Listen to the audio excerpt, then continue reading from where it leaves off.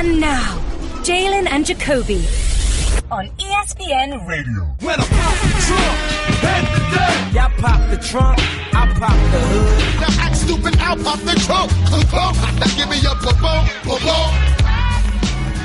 He is Jalen Rose. How long has that been our intro? I don't know. This is the very beginning of time. I don't know. We have the dope pod to step to, and I get a little frustrated sometimes when we're gonna have to do this again. I see it here, Mr. Me Too's. All right, stop down. I'm not doing this. I'm not doing this. I'm not doing this. I'm not doing this. I'm not doing this. I'm not doing this. Yeah, you too. Okay, we get it. Yep. I'm not doing this every day on the pod, Jalen. I know. Why? Yeah, you too. This is just a difference in our personalities. Now we're gonna have to keep this in. You know what I mean? Why? I'm gonna let other people toot the horn. Why? You know what I mean? I don't reach behind my back and toot my own horn. You know what I mean? Let other people toot. I farted in the studio. Play it, Reg. I farted in the studio. You're getting emotional. I never said that our podcast was great. I said, how long have we been using that intro? 6 years? But I don't think but it's evolved over time. And anyone who's been listening a long time knows that there's been an evolution to it. It's gotten more professional over time. I look on my mantle, and I'm not going to be satisfied until I see an Emmy. We rich, but we not filthy. Oh, we're not getting an Emmy from this show. We're not getting an Emmy from this show. We have to create a 30 for 30 or something. You know what I mean? Like me and you got to start thinking about highbrow features that we got to put together or something. That's how we get Emmys, Jalen. But I was thinking, I'm not going to lie about this. I was walking up the stairs of my house. I know the exact place I was yesterday. So this is relevant. Yesterday, I was walking up the stairs. I said to myself, should we change the intro? What? I was like, we're screaming. We're making references that no one even understands. And I was like, should we change the intro? And by the time I got to the top of the steps, I was like, what are you doing, Jacoby? You know what I mean? Like, what are you trying to fix? Like, what is broken that you're trying to fix? So we should not change the intro. Does it ever cross your mind? No. No, it doesn't. The reason why I brought it up is because it's refreshing to me when I see people that have caught up and try to take bits and pieces of what we do, and then you're able to do it on the underground level and take it mainstream like it's yours. So every now and then I have to call that out. Well, that's you got to name saying. names. All right, then you got to name names. All right. You want me to? No, I don't want you to. No, I really don't want you to. And I'll make them edit it out if you do. Okay. He is Jalen Rose. I'm not doing it, so you won't be able to cut that part out. No, I don't want to cut that part out. It's all in. Can we do it now? What up, though? No, now you're just mailing it in. I'm David Jacoby. A podcast is supposed to be personal. It is. We're leaving all this in. The cool check in. Even though when people biting us. Center stage on the mic. And we putting it on wax. It's the new style. We're Jalen and Jacoby. What do we do? We clearly give the people what they want. Those that work in the media, but more importantly, those that support our program. Big shout to all the Mr. Me Too's out there. If you get a chance, hit me at Jalen and Jacoby and or at D Jacoby up on Twitter. And call out when you see somebody handling themselves like a Mr. Me Too from our program. Just holler at me. Let me know. See, me and you got different. You know my angle on this, right? There's no such thing as original idea, number one. Everyone's done something before. And number two is, if anybody does something or bit your style or whatever, that's a compliment. That is a huge compliment. That is a huge salute. And that's just, and I feel bad for them. You know what I mean? I feel bad they don't have their own thing, their own wave to ride. I've come full circle to this one until I figured it's hard being a trailblazer. Were there a team that was wearing black socks as a unit before the Fab Five? I don't think so. So everything hadn't been done. Number one, to answer your statement. Number two, the reason why I came full circle is there are people walking this earth named Jalen that actually troll me on Twitter. No, there's too many Jalens now. Just think about that for a second. Do you block them or do you still not block? No, of course. I'm a block. Come on. You can't block a Jalen. Come on. You can't block a Jalen. I quoted Jada earlier by saying, we rich, we not filthy. I'm going to quote Fab here by saying, when you're young, you can be hungry, but don't behave like you're starving. Did Fab say that? Absolutely. Good. Facts on facts on facts. Their album is fire. I listened to a little bit today, too. You know they're going to be on First Take with us Thursday. I saw that. They're not going to let us all on at the same time. Desk isn't big enough. Guess what a producer that was watching Jalen and Jacoby said? I got a good idea. That's not how this works, Jay. They're coming out. Let me tell you how this works. I've been in this game a long time. They're coming out they got a project out. They have a publicist. Publicist reach out to ESPN. ESPN says, cool, we'd love to have them on. They're in Los Angeles at this time. They're in New York at this time. Oh, would they like to come up on Thursday to Bristol to do some promotions? And then they ask the artist, like, how far away is Bristol from New York? Like 2 hours, but we'll get you a car service. It'll be fine. You can smoke. And then they'll be like, all right, we'll be there. That was Jada. But there also has to be that show that lets you in the door first. Mm-hmm. I love those two guys on the show. I want them to come back. I want them to do an intro for us. An outro. Something. Bars! Do you know what the people want? The people want to talk about Detroit basketball. What do they want to talk about? The Pistons went into Boston and delivered a statement win over the Celtics. Jalen, I know you've been begging to talk about the Pistons for so long, but not until they beat the team with the best record in the league, fueled by Andre Drummond. But look at what they have done so far. They've got, 9th in offensive rating, 14th in defensive rating, great rebounding. They're 3rd in three-point percentage. Jalen, finally, you get to wax poetic about the keys to the success of this Piston season thus far. See, here's the thing. You might see me on television like, he's rocking Cartiers, he's rocking Gazelles, he's rocking Gucci's. Because these are the things growing up in the city of Detroit I always dreamed about doing. You also now dreamed I have about the Pistons being opportunity good. to do so. The same with my Detroit Pistons. There are times where we have the bad boy era. Then we had the Mr. Big Shot and Rip Hamilton and Rashid and Ben Wallace era. Now it's the stand by me. Yes, give it to me. Oh, stand by me. I've been trying to tell people he's a top-tier coach in the NBA. I saw what he did in Miami, though they went on to win the championship with Pat Riley. I saw what he did in Orlando, and I'm watching right in front of my very eyes the transformation of my Detroit basketball Pistons. And the thing that I appreciate is when the team embodies a style of play that the city relates to. Oh, okay. And that's what has happened here. Yes, we have high-paid, maximum salary guys like Reggie Jackson and Andre Drummond. But the blue-collar fiber of the squad is what makes us tick. In particular, the improvement of Andre Drummond. We'll get to the free throw shooting. He always was able to get buckets, turn over both shoulders, catch lobs. He was always able to get rebounds. Andre Drummond is getting over a block a game. Yep.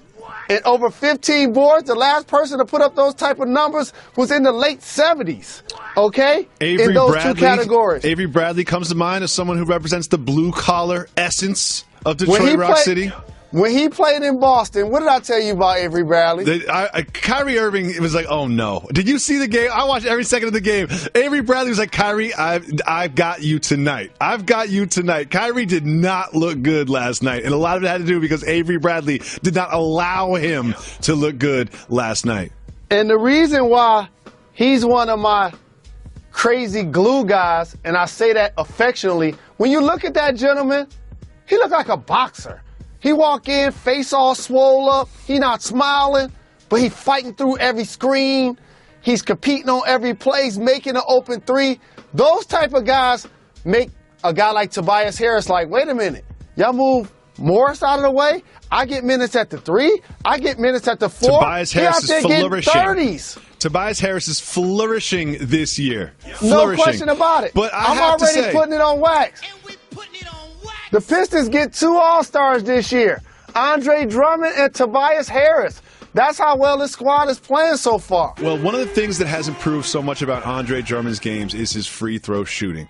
He is now shooting 61.8%, and he's making big buckets. Last night, the Celtics actually tried to hack a Drummond strategy. They tried it one time, and then Brad Stevens just went away from it. And he tried, if you remember, virtual reality goggles. Jalen, should everybody try virtual reality goggles to strengthen their weaknesses? Props to the team for making whatever the player may need available an option for him to improve. But the most props go to JRLA supporter, and big shout to his mom, who's terrific as well. Andre Drummond, who had the worst free throw percentage of any player in the history of the NBA. He was so good from the line last. I think he was 6 for 8, and he's going like this every time he made one. I was so happy for him. And now all of a sudden, he's making free throws in the clutch. This gives credence to my argument. This is why you should not eliminate the ability of players to foul poor free throw shooters. If guys want to get on the free throw line and make the only uncontested shot from 15 feet where no one is moving, that's the same length that it is in elementary, middle school, high school, and college, Andre Drummond is a perfect example of that improvement. You know Robertson and you know DeAndre Jordan just went and bought some virtual reality goggles. They don't even know if they're just playing video games in them, but they definitely have some virtual reality goggles on the bench for the Clippers, DeAndre Jordan right now. There's bad news for the Clippers, though. Last night, as they're playing the Lakers in a little crosstown, quote-unquote, rivalry, there was this play, little scrum for a loose ball. Austin Rivers gets kind of pushed into Blake Griffin's knee. It bends awkwardly. Griffin was down. He was cursing. He was screaming. It looked awful. He actually stayed in the game for one possession and walked off, as you see, under his own power. But the news isn't great. He has a strained MCL in his left leg, and the Woj dropped the report that he'll be out for 2 months. What does this mean for the future of the Clippers? The unfortunate thing for the Clippers is this season seems to be one of cursed variety to the point where now they're going to continue to break down their roster. And I think in doing so, it's going to start with DeAndre Jordan, who becomes a free agent after this year. Blake, who's put up great regular season numbers, seems to be hurt at the most inopportune times, whether regular season or postseason. In this case, it was friendly fire. In theory, his own teammate falling into his leg, kind of like Zaza Pachulia did last season with Kevin Durant. Yep. And so based on that, now you're going to see the face of the Clippers look a lot different in uniform. Unfortunately, you may also see the coaching staff look a lot different. And as I see a shakeup that has happened in Memphis, I'm going to tell you something. David Fizdale is going to be a hot commodity as a head coach. And lastly, Colin Kaepernick is on the cover of GQ, flipping through the pages like, why don't Mark Jackson have a job in the NBA again? So wait a second. Let me unpack this, Mr. Rose. Not only are you saying that perhaps Doc Rivers will not finish the season coaching for the Los Angeles Clippers, you think Ballmer and Jerry West are looking around at the headlines and say, wait, David Fizdale got fired and no one can really figure out why he got fired and he's on the market? Maybe we should just send a text message to his agent and just, I don't know, set up a little secret conference call. You think something like that could happen? Yep. Jalen, I know you can't confirm because you don't want to give up your sources, but that's the information where you will get first on Jalen and Jacoby. I know. Yep. Yeah, you too. Okay, we get it. Yep. I just saved hundreds of dollars by switching to Geico. I've never felt more alive. Disclaimer. Geico cannot guarantee you will feel more alive. You either possess functioning respiratory and circulatory systems, or you do not, or you are a zombie. If you are indeed a brain-starved zombie and you would like to save money on car insurance, the Geico legal team applauds your excellent life choices, even in your shambling afterlife. But we strongly encourage you to visit geico.com or download the Geico app. Please stay a minimum of 500 feet away from our large and presumably delicious, delicious brains. Geico. 15 minutes could save you 15% or more. Jalen, there are rumors. There are little notions out in the air. Joe Vardon of Cleveland.com reporting that a league source said that the Cavs would consider a trade package that would bring them DeAndre Jordan for Tristan Thompson and maybe a pick or maybe someone else. Do you think the Cavs should consider something like this? I am so for this. I'm against it. The Cavs should do this deal. I'll tell you the basketball reasons. Okay. DeAndre's taller. Yes. A better rebounder, a better shot blocker. He's a free agent after this year. You can lock him up long term. You're going to need players if you don't have the ability to stretch the floor to play 5 to actually be run, jump, dunk, catch, lob type of players. But the other reason why I'm so for this, and I really like Tristan Thompson, I hope he gets back healthy, this puts the Kardashian family back together again. Oh, puts them in Los Angeles. Yeah, get closer to the family. No I love doubt that angle. about Everybody it. wants to be close to their family. I love that. But Jalen, how about this? So, Jalen, so Tristan's dating a Kardashian and Blake's dating a Jenner.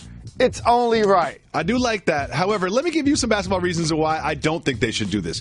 If they're going to win the championship, who are they likely going to face in the finals? The Golden State Warriors. In the final 6 minutes of every finals game, you cannot put DeAndre Jordan on the floor. Not just for free throw shooting. Imagine he puts on some virtual reality goggles like Andre Drummond and turns that around. He can't switch on to anybody. And that's what happens in the finals. Like, I think it would be great for the regular season, this move, but in the finals, I just feel like they would find ways to isolate him, get him on the perimeter, get fouls on him, and it would just be a mess. And then he'd end up sitting on the bench, and Kevin Love would be playing center, and it wouldn't really work. That's why I wouldn't do this. I disagree. Let me teach you something, young man. Let's move on to another topic. I don't want to hear from you. The goal is to be able to play multiple styles. So you mean to tell me when they play against those same teams, is Tristan Thompson going to be in the game? Yes, Tristan Thompson can switch on. We've seen it. We have 2 years of data of Tristan Thompson playing pretty good defense and terrible offense against that very same Warriors team.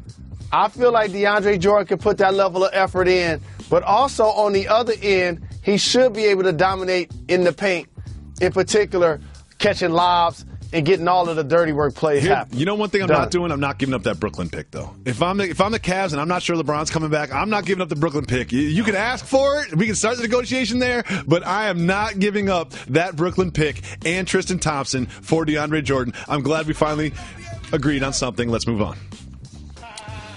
So, Fizdale got fired.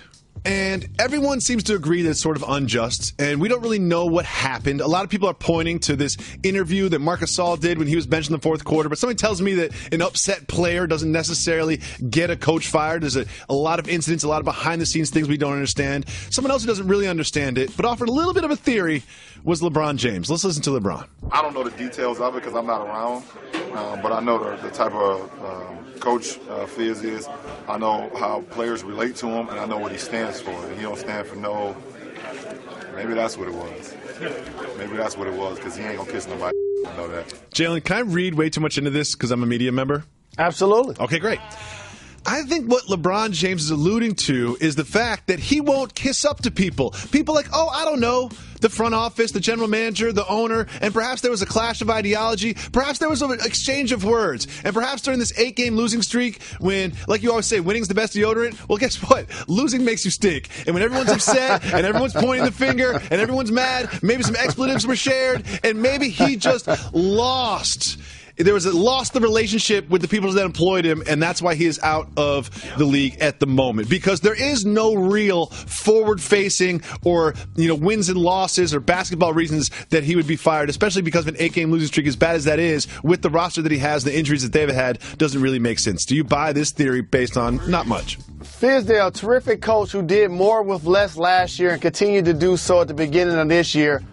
I hope he and Mark Jackson line up side to side playing against one another next year because they both deserve to have jobs really quick, fast, in a hurry in this league. You mean playing against each other in the Big Three? Here's the theory. What ends up happening is Memphis is a unique situation. They didn't give him the mega deal like Luke Walton got in Los Angeles. Mm-hmm. When they decide that they're going to retire Zach Randolph and Tony Allen's numbers for their productivity, but also for their service, and they're embodying the grit and grind nature.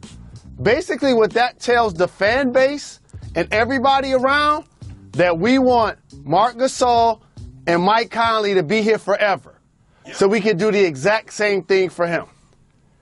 If Marc Gasol isn't seeing eye to eye with any coach, and he comes to the front office and says, I want to be moved, regardless of where he ranks amongst centers in today's game. That now becomes a stain on the organization, and it affects their bottom line if he's unhappy there. So basically what they did is choose the lesser of two evils. Keep the big fella that's in uniform happy. Hopefully he'll stay there for a really long time, get his numbers in the Raptors like the other gentleman that I mentioned. We know Fizdale was a good coach for us. We figure he will land on his feet, but this was the choice they made under those circumstances, even though, like LeBron James and like many, I didn't agree with how it was handled. Well, something tells me that more information about this will come out as time goes on. But right now, Jalen, can you take us behind the curtain? A fan recently posted this video of his son or one of his family members filmed this of him just trying to get Steph Curry's attention. We've all seen this by now. He's got a jersey. He's trying to get Steph's attention. He loves you, Steph. I love you, Steph. Steph is looking his direction within earshot, must have heard him, but did not acknowledge him or grant his request for an autograph. This has somehow turned into a controversial thing. Ayesha Curry's weighed in. Our girl Jamel Hill is weighed in. It's become a thing now. But Jalen, take us behind the curtain. What is going through Steph Curry's head as this happens? A couple of things. Because this is a loaded circumstance. And I wish it wasn't late in the segment so I could really break down every tentacle of what's happening here. Because like the great American philosopher Chris Tucker once said, if I could be where everybody wanted me to be, I would be confused. And that's the quandary that Steph Curry finds himself in. First and foremost, as a black athlete, when you're in the public domain, in particular NBA or NFL, though you dominate the field or the court, you're the minority in the stands. So a lot of people from the outside, especially those that look like me, like, even though you're looking for your family, you got to find time to sign for the young brother. Put Steph in an awkward spot. The young brother at the game. You got Clay, you got a couple of other people. All of a sudden you feel a level of, I know I'm getting Steph now. I'm right here, ain't nobody around. Yo! And he got something else on his mind, whatever it is. We're not here to judge. So in each circumstance, I actually think both individuals were right by the way they handled it, because as somebody who signed multiple autographs for anybody that asks, the one person that complains is unfortunately the one person you don't get to. And lastly, when people don't allow you to distract them, when people don't allow themselves to distract you, they get upset. Sometimes they don't care if you're eating dinner. They don't care if you're on the phone. They don't care if you're walking with your kids. They want their time and their energy with you. And as a public figure, this is why we're put in a position to give back to those who have meant so much to us. So I see both sides. It's unfortunate that it played out the way that it played out. But here's what's going to happen. He's gonna get a special invite. He's gonna be in the Curry VIP section. It's all gonna work out for everybody. So why we've been talking about it. We always give people what they want here. Ladies. Hey, ladies.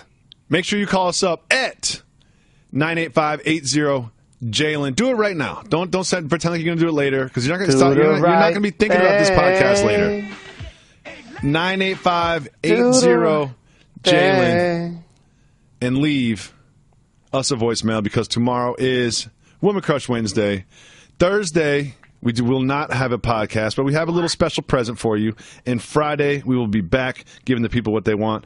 Part of giving the people what they want is opening up our subreddit, reddit.com/r/Jalen and Jacoby, our Twitter feed at Jalen and Jacoby, and our voicemail box, and taking questions from the people like this one from our voicemail box. Yo, it's Big Crown right here. Shout out to everybody. Big Reg, Harlan, the whole crew. Shout out to the homie Uncle Mar, for sure. Got a question. I think it's safe to say that the Pistons are going to the playoffs this year. So, Jalen, would you be attending any Pistons playoff games? And is Stan Van the coach of the year? Let me know. What up? Peace. Thank you for the call, Big Crown, our associate producer. Shout out. And every time you walk to your mailbox, there's a reason why it's been delivered on time. Because Big Crown was involved. No question about it. A couple of things.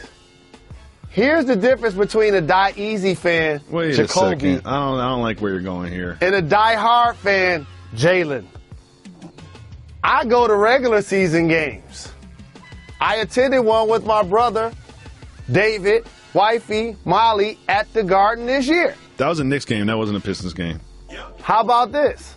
I'll be at the Orlando game, December 17th, and we'll be attending plenty of games this year.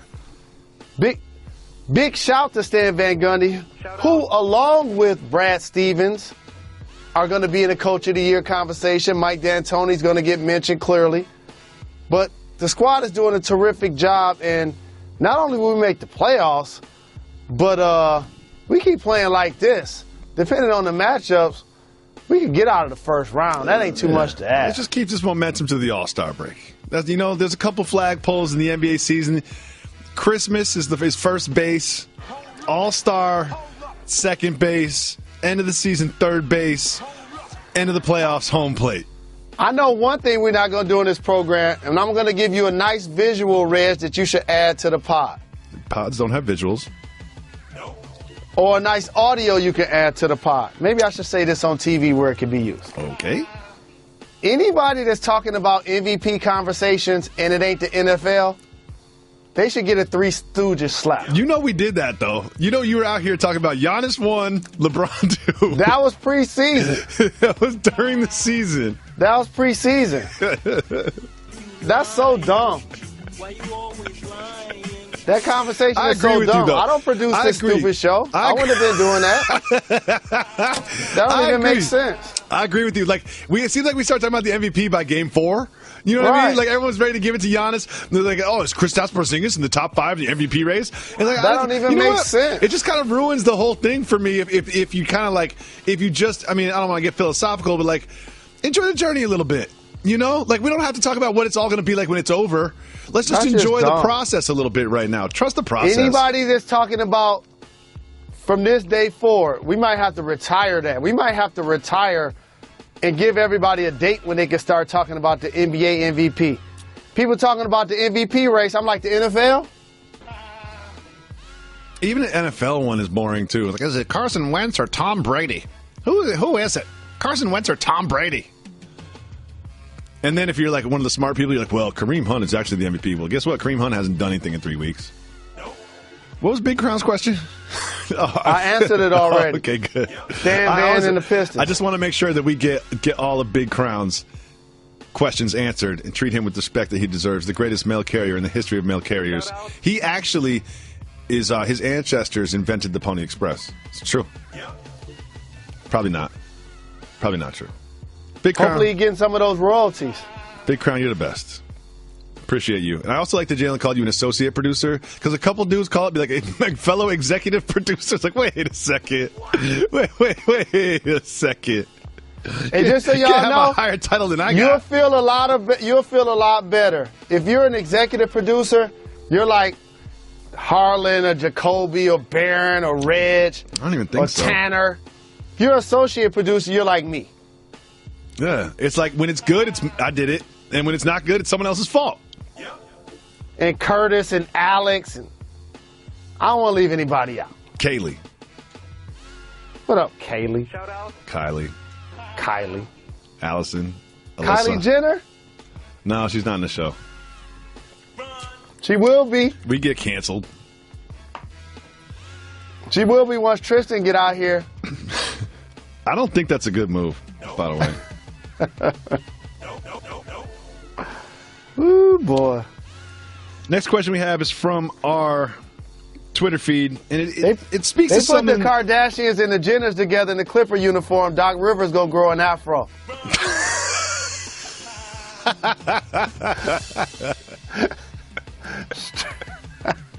Doc Rivers' hair looks like a chia pet after 3 days. You just spread the seeds on it, you watered it a couple days, nothing's happening, and I was like, I think I see some sprouts.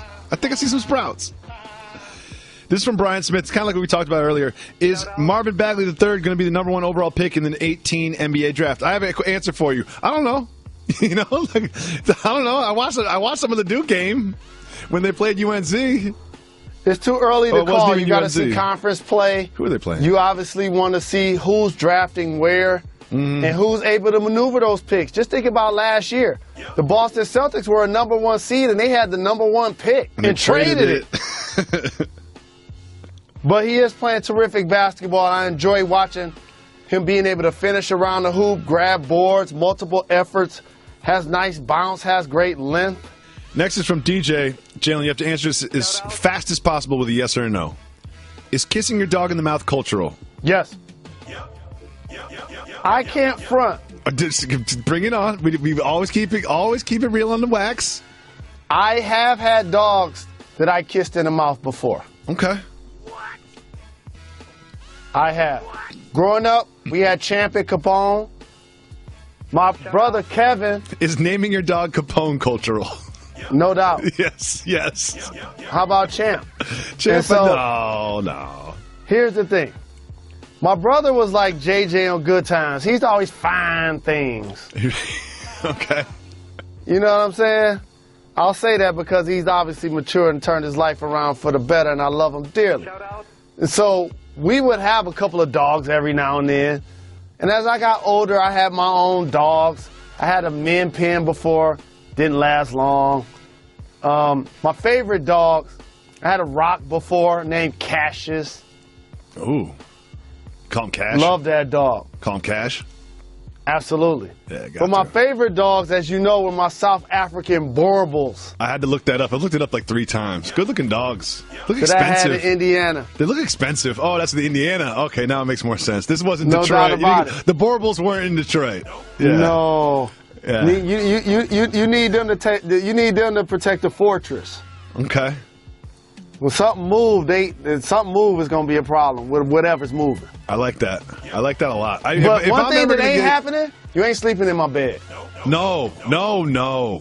That goes for dogs and that goes for my kids. Look, I'll never disrespect or judge the way that's one thing you learn when you're a parent. Like, you don't really judge the way other people get down. Like, whatever it takes to get you and your family through the day, like, God bless you. But one thing that's not happening in my house, kids in the bed. We got one rule in my house. If the power goes out, literally, if the power goes out that one night a year, then you can come in the bed. Other than that, I'll lock the door. You're gonna have to pick the lock. I'm going to flip that for people that takes it as, oh, he's being mean, oh, he's being cruel. No. Number one is direct discipline, teaching them how to be able to fall asleep in their beds at night alone, number one. Number two, and more important, it's the sign of a happily married couple. Yeah. I mean, look, and if you're listening to this right now and you've still got a 2-year-old or a 3-year-old that sleeps in the bed with you every night, I'm not saying it's the wrong thing to do. It's just not what I do. You know, I'm not judging. I'm not saying right or wrong. I'm saying this is what's happening in my house. I get that. And also, if you're in your house and the tubes ain't tied, no kids sleeping in the bed for sure. Okay. Next. That was a great question from DJ. Led to a great place. Let's listen to one more voicemail. Jalen and Jacoby, what up, though? It's Luke, your big fan out here in Parachute, Colorado, the Wild Wild West. Luke. Reggie, shout out. Hey, fellas, I hope you had a nice Thanksgiving. Jacoby, I gotta put you on to my Aunt Terry's leftover turkey sandwiches, man. I heard you're not a big fan of them, but you gotta try Aunt Terry's out there in eastern Utah, brother. She makes these homemade rolls, man. And to get your sandwich all set up, I had 4 of them. They were excellent. They traveled all the way back to Colorado, super moist, delicious. The key is that they're made with love and made with those homemade rolls.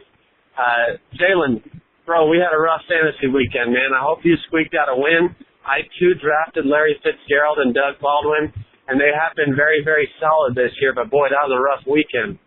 Hey, also a question for you guys. This is going to be a boss move or soft move and a cultural or not. It's a daily double. My question, picking up hitchhikers, all right?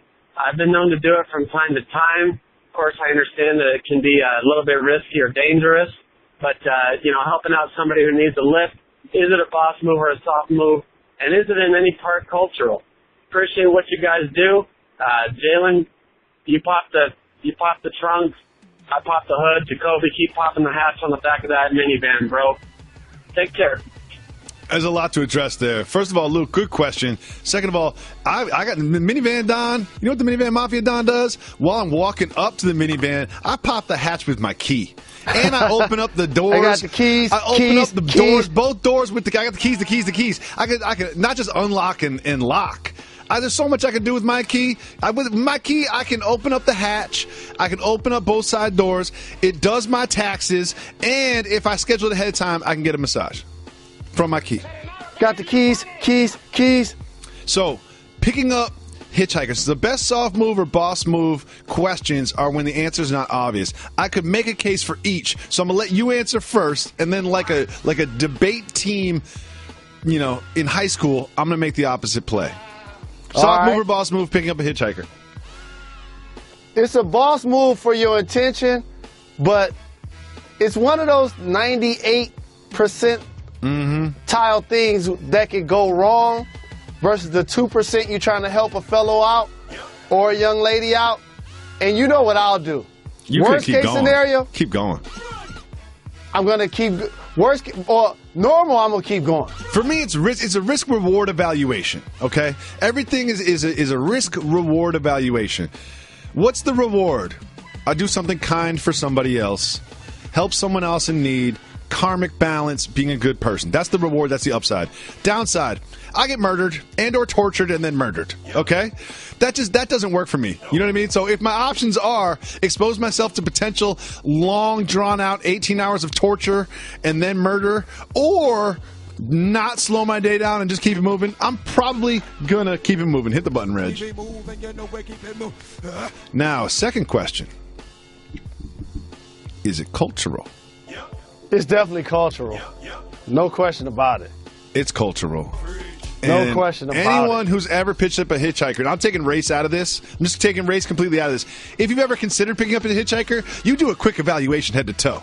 You know what I mean? Like, how dirty are the sneakers? Could they be carrying a weapon? How big is the bags they're carrying? How long have they been on the road? Are they on their way home from school, or are they homeless on their way across the country? Like, you do a quick up and down and just ask yourself, would I pick that person up? You better. You're putting your life in danger. I'm not doing it. I don't think I'm ever going to pick up a hitchhiker. I'd never say never, but I'm going to say never on that one. I'm not saving a stranger in the car that's on fire. You think I'm picking up a hitchhiker? Yeah, exactly. Again, I can just keep it moving and not get some karmic points, or I can get tortured and murdered. But I do want to salute this citizen who takes that risk, Luke, to pick up others. Luke can parachute. And has literally, I guess, been safe at doing it, and I never want to discourage someone else from doing great deeds. Luke, just call us every month on the 10th and let us know you're alive. Because if it's the 11th and Reggie said Luke didn't call yesterday, we're not going to put on the show every month. But if it's the 11th and Luke didn't call yesterday, guess what? We're going to send out a search party to Parachute, Colorado.